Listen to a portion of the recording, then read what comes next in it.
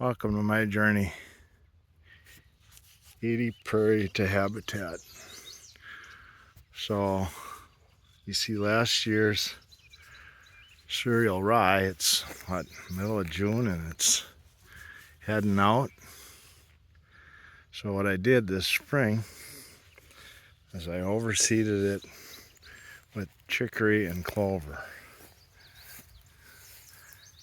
And I just sprayed a little strip here to see what would happen with some glyphosate to terminate the rye, and that clover and chicory responded really good. But you get in here in the rye and the clover is doing fabulous. So it's worth trying. Thanks for joining me.